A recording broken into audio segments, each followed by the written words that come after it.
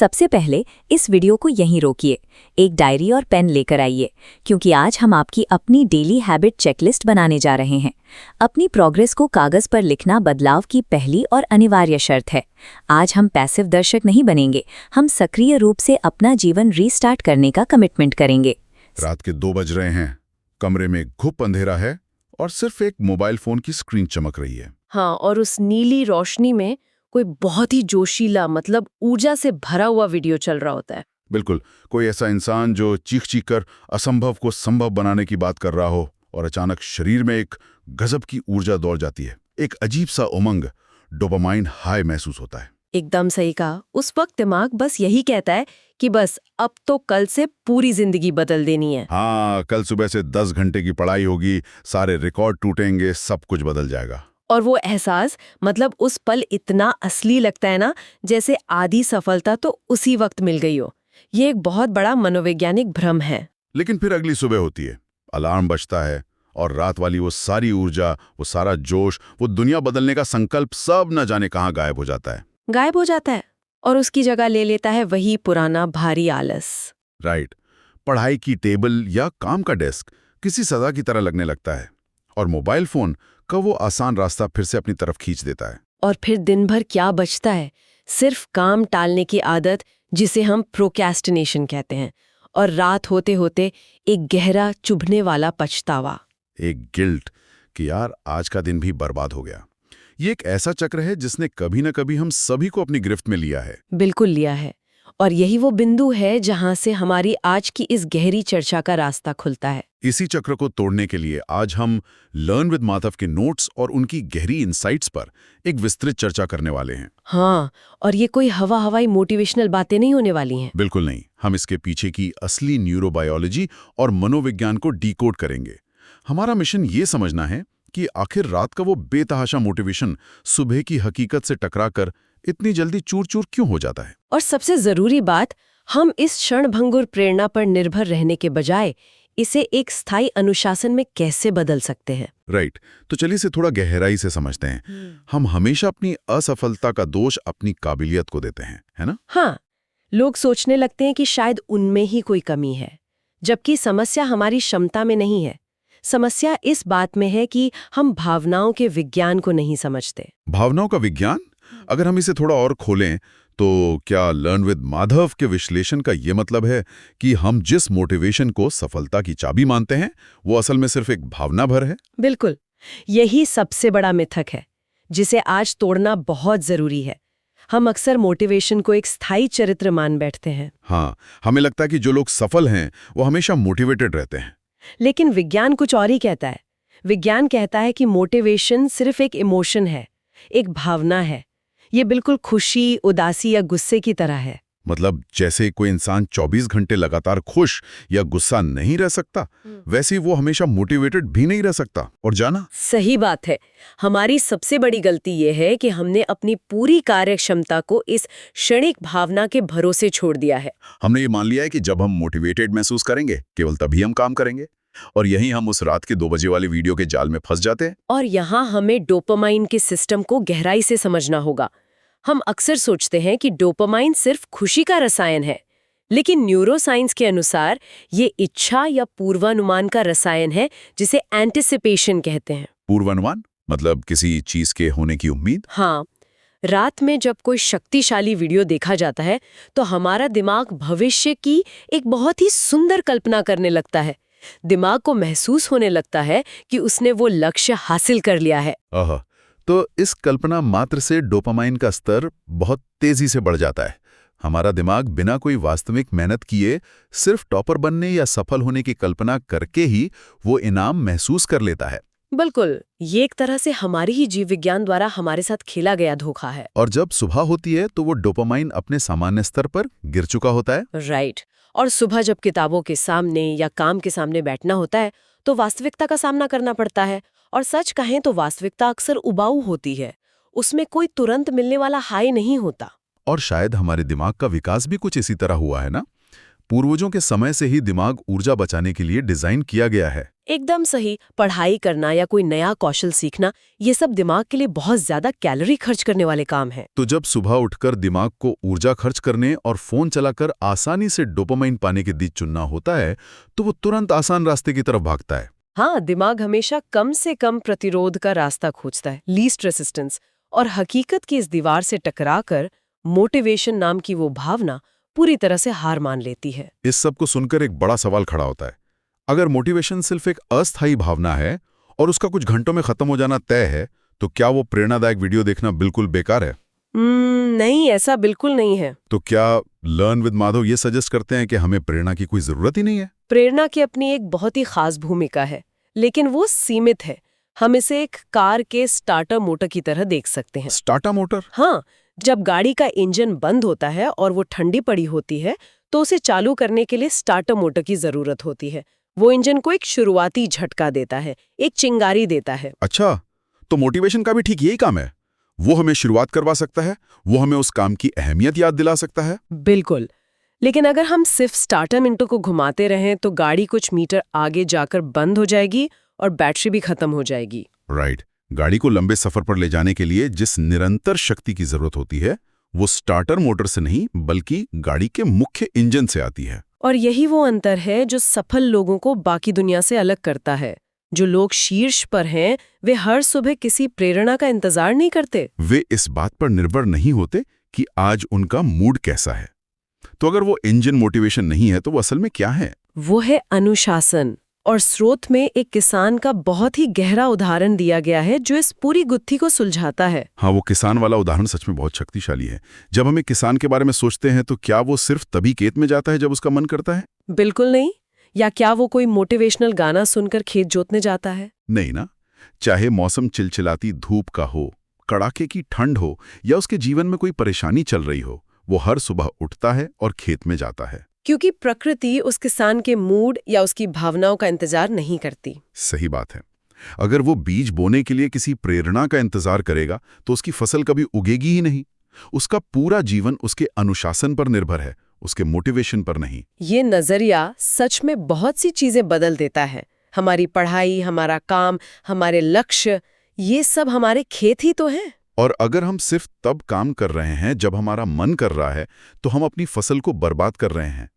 हमें खुद से ये पूछना बंद करना होगा कि मैं मोटिवेशन कैसे लाऊं? क्योंकि हम एक ऐसी भावना को मुट्ठी में कैद करने की कोशिश कर रहे हैं जो कभी स्थिर रह ही नहीं सकती। इसके बजाय लर्न विद माधव के विचारों के अनुसार हमें खुद से ये पूछना चाहिए कि क्या बिना मोटिवेशन के भी काम किया जा सकता है? और ये सवाल सुनने में आसान लगता है, लेकिन ये बहुत भारी है। बिल्कुल। क्या जब शरीर में आलस भरा हो, दिमाग बहाने बना रहा हो, तब भी किताब खोली जा सकती है? क्या तब भी लैपटॉप शुरू किया जा सकता है?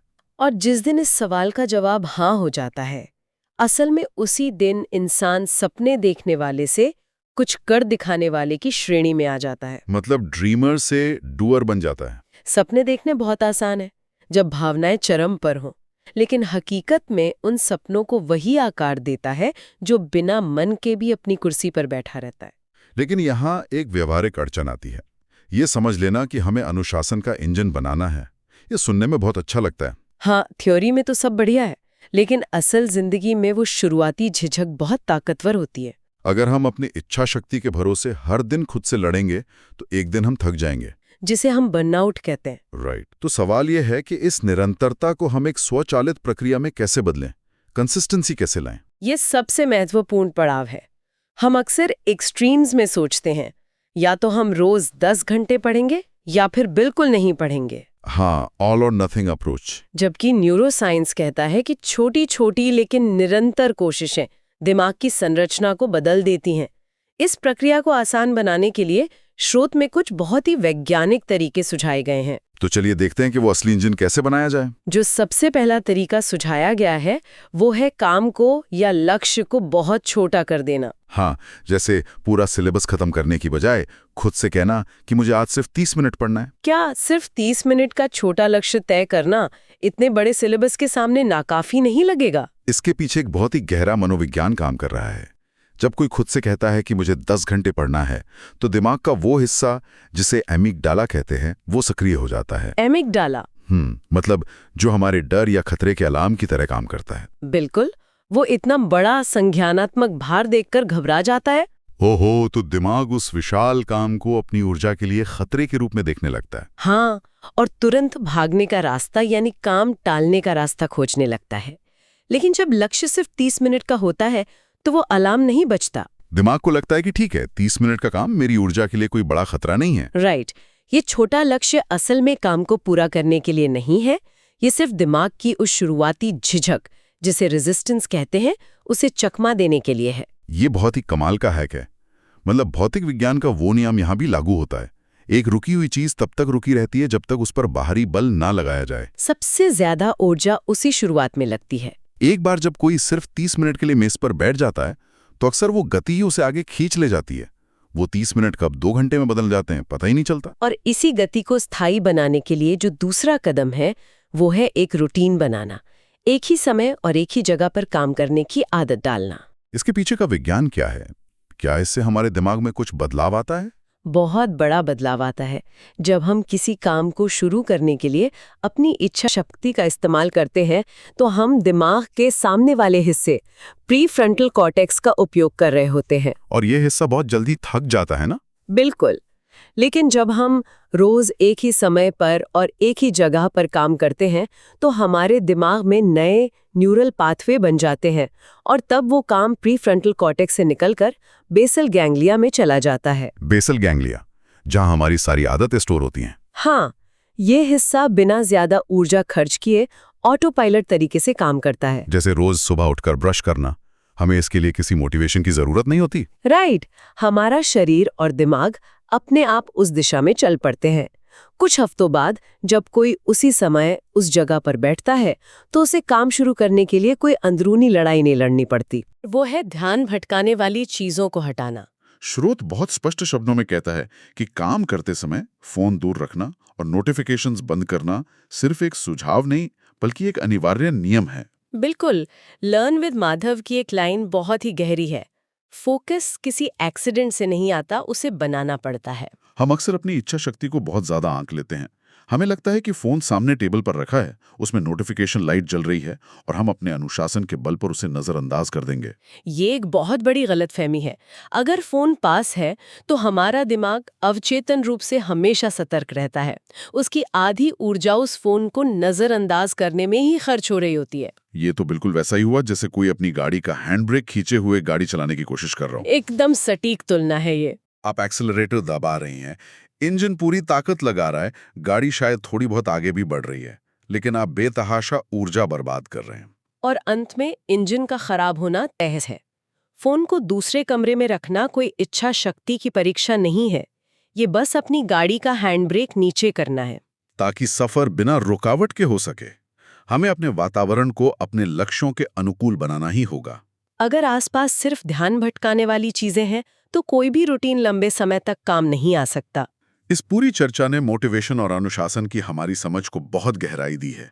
हमने देखा कि कैसे दिमाग हमें डोपामाइन के जाल में फंसाता है और कैसे एक किसान का अनुशासन प्रकृति के नियमों के साथ चलता है। हाँ, और कैसे हम छोटे लक्ष्यों और रूटीन के जरिए अपने ही दिमाग को हैक कर सकते हैं। अगर हम इस बातचीत को समेटें तो अंत में समय और हमारे निर्णयों की एक बहुत ही साफ तस्वीर उभर कर आती है। समय किसी के लिए नहीं रुकता। हर बीतता दिन हमें हमारे भविष्य के करीब ले जा रहा है और एक दिन हम पीछे मुड़कर अपने आज को देखेंगे। उस दिन हमारे पास केवल 2 ही भावनाएं होंगी, या तो एक गहरा गर्व कि हमने उस शुरुआती रेजिस्टेंस को हराया, हमने बिना मन के भी अपनी कुर्सी पर बैठना चुना, या फिर पूरी जिंदगी उस बहुत ही भारी पछतावे के साथ जीना पड़ेगा कि काश उस समय मैंने अपने फोन को दूर रख दिया होता। और मनोविज्ञान भी यही कहता है कि अनुशासन का दर्द कुछ समय का होता है, लेकिन पछतावे का दर्द जीवन भर सालता है। ये चुनाव हमें आज करना है, अभी करना है, और हर सुबह उठकर दोबारा करना है। बिल्कुल। इस गहरे विश्लेषण को खत्म करने से पहले मैं एक अंतिम विचार सामने रखना चाहता हूँ।